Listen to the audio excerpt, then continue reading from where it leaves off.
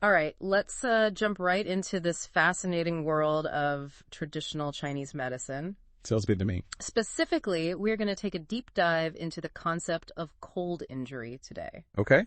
A core idea in TCM and how it's described in the Yellow Emperor's Classic of Internal Medicine, which you've been exploring. Right. Now, I have to admit, when I first heard cold injury, I just pictured like frostbite. Yeah, I get it. But as you've been explaining to me, it's way more nuanced Oh, yeah. It's a lot more complex. than that. It really is. So how is it not just like, feeling cold? Well, you see, in TCM, cold injury isn't just about, like, feeling chilly. Right. It's about a disruption of the body's natural energy flow, what they call qi. Okay. And this disruption can be caused by all sorts of factors, not just cold temperatures. Okay. So it's like a completely different way of thinking about getting sick. So instead of focusing on like germs and viruses, TCM is looking at how this cold disrupts the body's energy. Right, exactly. Can you tell me a little bit more about this qi and how it gets messed up? Absolutely. Qi is this vital energy Okay. that flows through the body along these specific pathways. They're called meridians or channels. Okay. And each channel is linked to specific organs. Okay. It creates this like intricate network Yeah. that's all about keeping everything in balance. Yeah. And according to TCM, cold can kind of like clog up these channels and throw the whole system Yeah, up. the blockage. Yeah, that's a great way to put it. Okay. Now, the Yellow Emperor's Classic describes 6 major channels. Okay.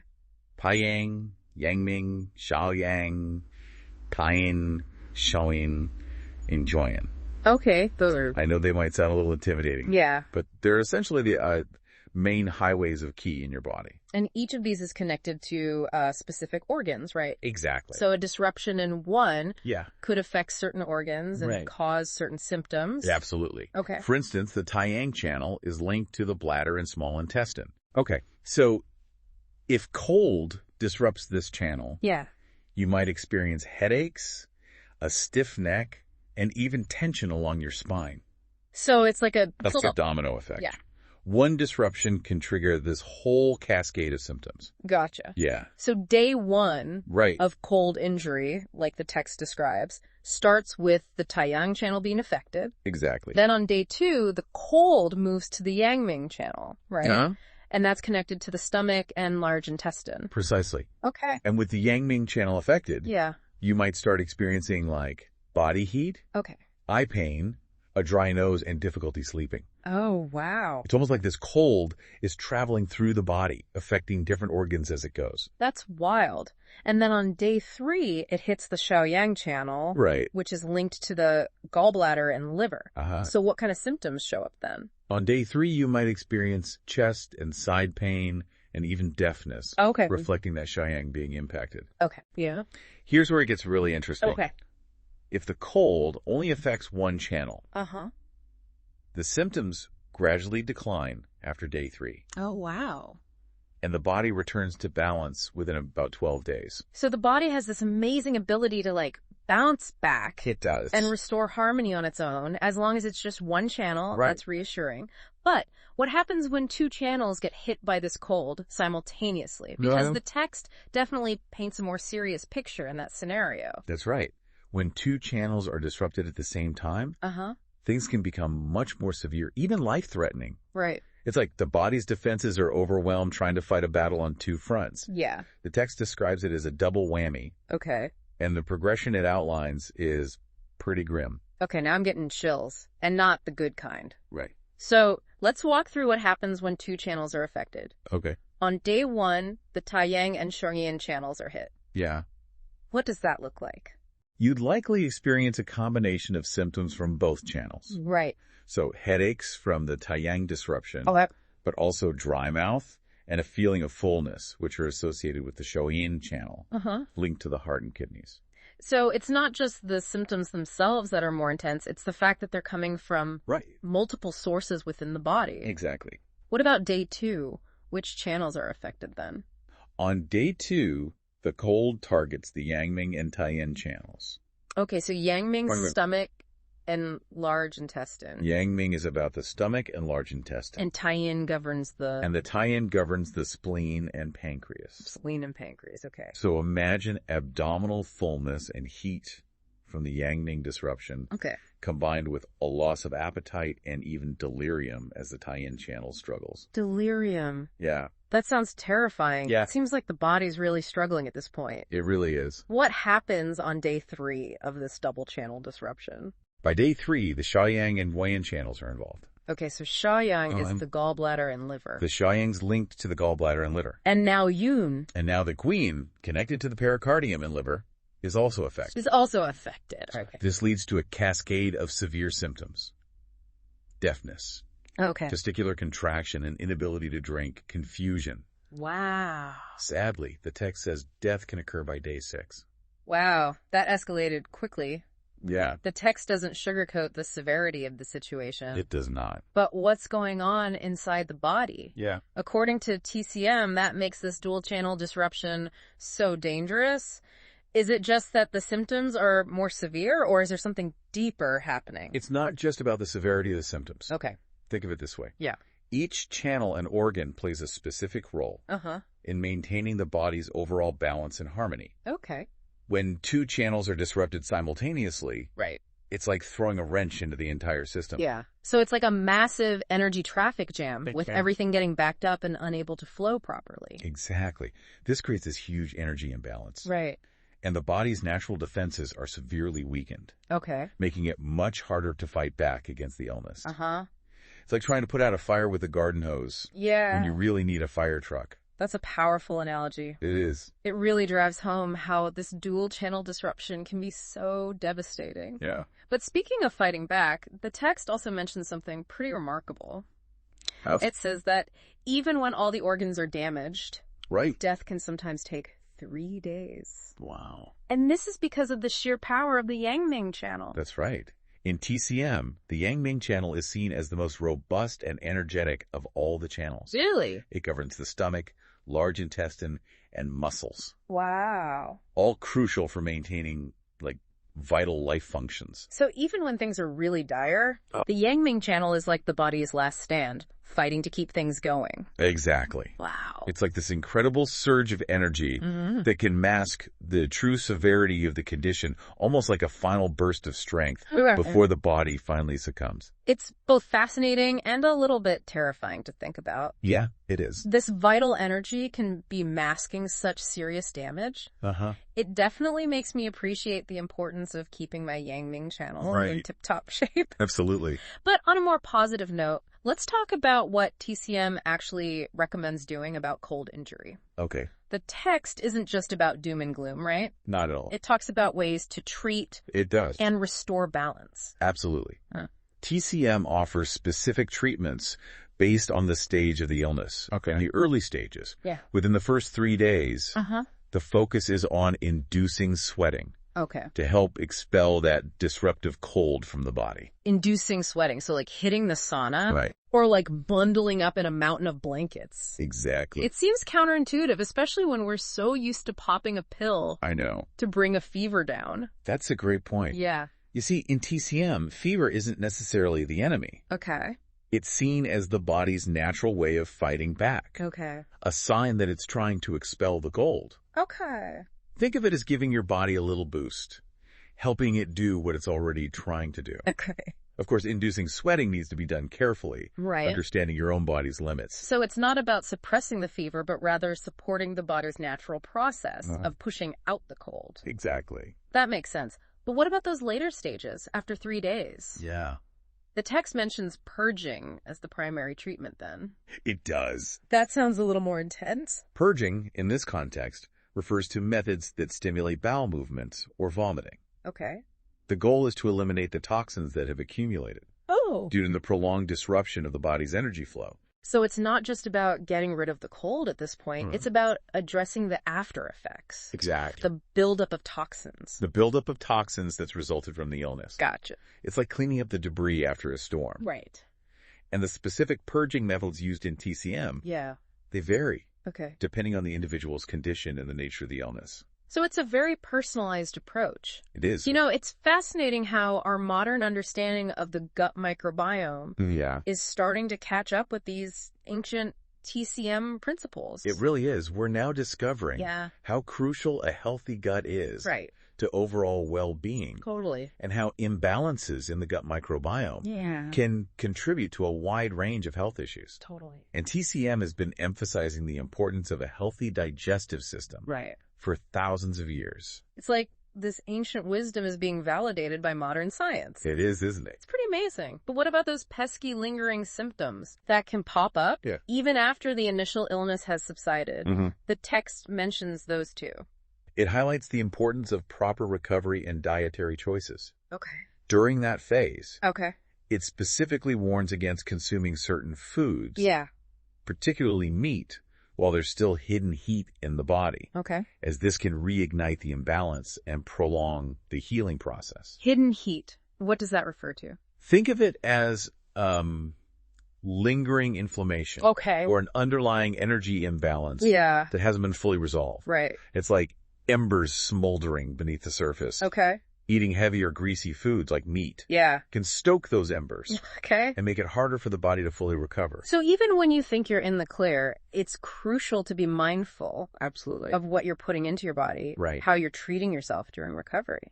It's all about giving your body the space and support it needs to fully restore balance. That's the essence of TCM. It is, isn't it? It's not just about treating the symptoms. It's about understanding the root cause of the illness and addressing it in a way that supports the body's natural healing abilities. Exactly. It's a much more holistic approach than just trying to mask symptoms with medication. Absolutely. But let's face it, our modern lifestyle often works against this whole concept of recovery. We're constantly bombarded with information, deadlines and demands, making it hard to slow down and truly listen to our bodies. That's a real challenge in today's world.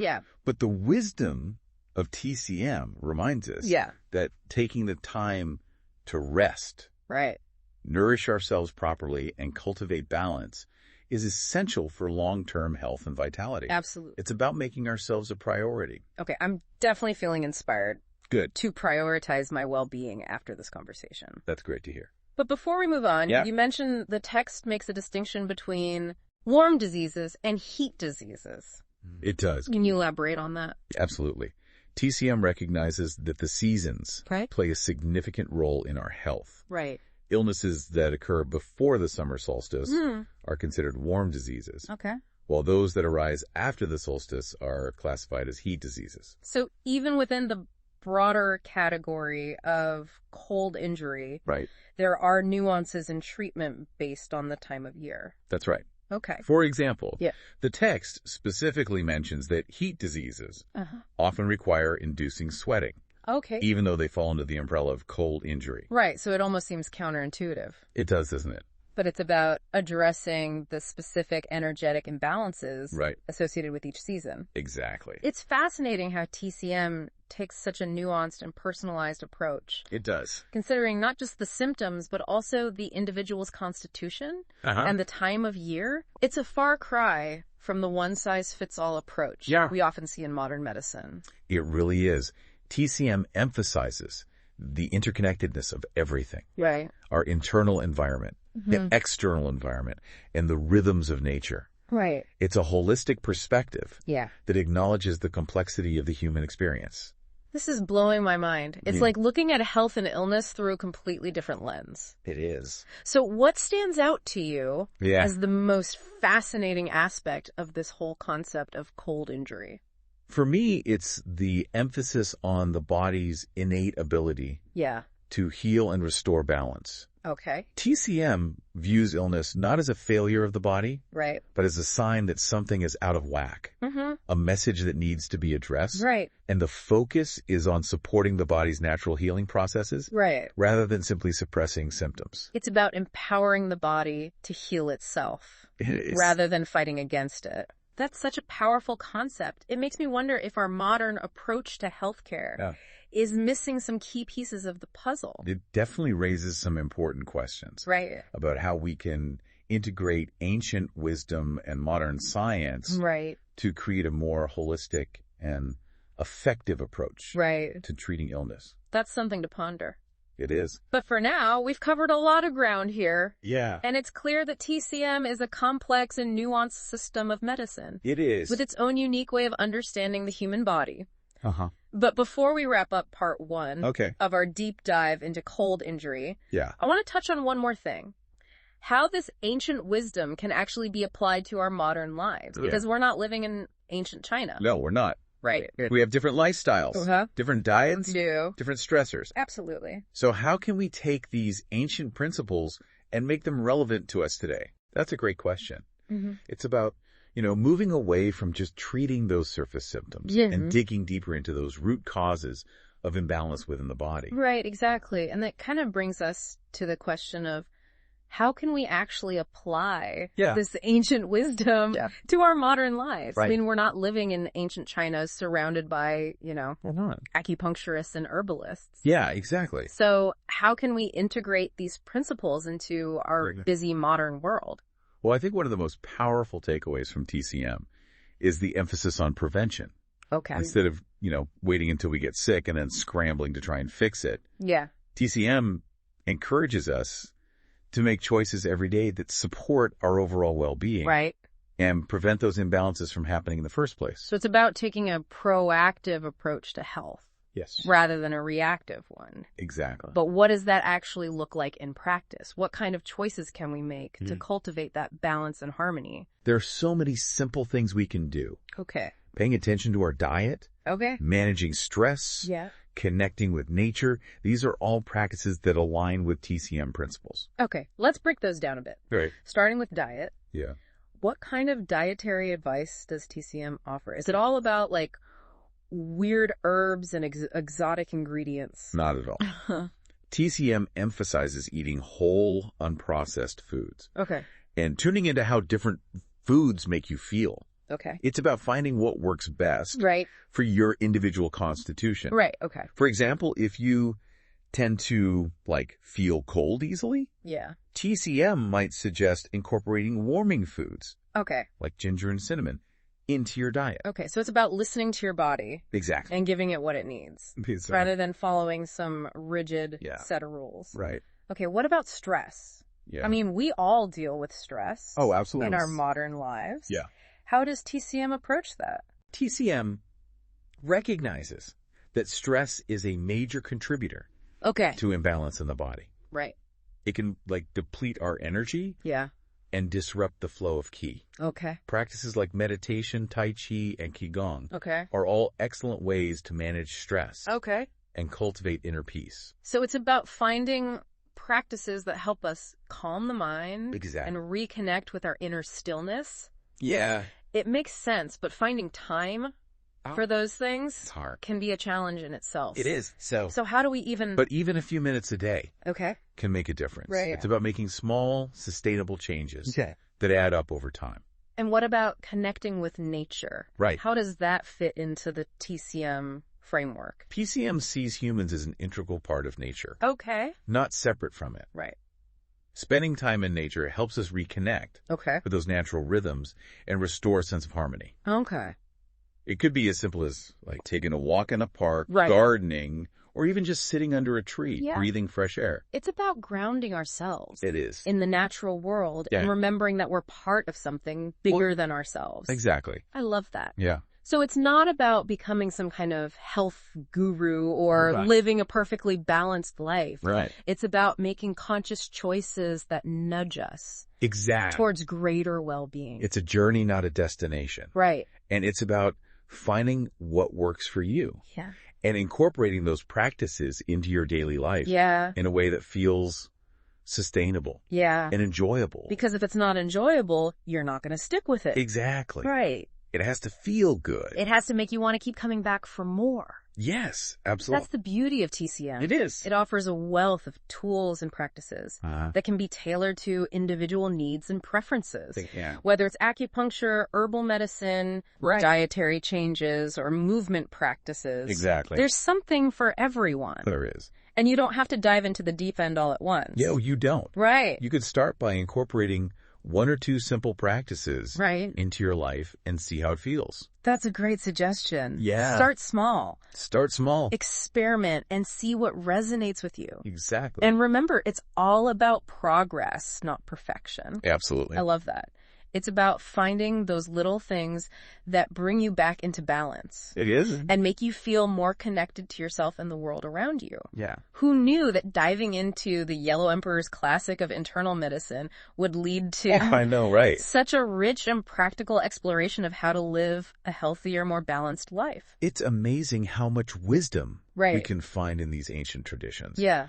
And it's up to us to take that wisdom and make it relevant for our modern lives. Absolutely. And on that note, we'll wrap up our deep dive Okay. into traditional Chinese medicine and the concept of cold injury. Right. We hope you've enjoyed this exploration as much as we have. I hope so. Until next time, keep exploring. Keep exploring. Keep questioning and keep diving deep. And keep those channels flowing. It's wild to think that something like cold can cause so much disruption in the body. It is. When you think about it in terms of TCM and this energy flow. It's a whole different way of looking at things. Yeah, definitely a paradigm shift. It is. But I think it's a really empowering way to look at it. It is. Because it gives us more control. Exactly. Over our health. It does, and it highlights that interconnectedness. Right. Between our mind, body, and the environment. Absolutely. Yeah. So before we wrap up, any final thoughts about how we can incorporate this ancient wisdom into our modern lives? Well, I always encourage people to start small. Okay. Like, maybe try incorporating one TCM-inspired practice into your routine. Yeah. Whether it's like, trying a new warming food or spending a few minutes meditating each day. Right. Little things can make a big difference. Yeah. And if people want to learn more about TCM and cold injury, are there any resources you recommend? Oh, absolutely. There are tons of great books and websites out there. Okay. A good place to start is with some of the classic texts. Okay. Like the Yellow Emperor's Classic of Internal Medicine, of course. Right. There are also plenty of modern interpretations that are more accessible for beginners. And for finding, practitioners, are there any, organizations that can help with that? Yeah, there are professional associations for TCM practitioners. Okay. That can help you find qualified practitioners in your area. Perfect. This has been such an insightful conversation. It has. It's really opened my eyes to a whole new way. I'm glad. Of thinking about health. Good. So thank you for sharing your expertise with us. Oh, it's been my pleasure. And to all our listeners, we hope you've enjoyed this deep dive into the fascinating world of traditional Chinese medicine. Until next time, stay curious and keep those channels flowing. Absolutely.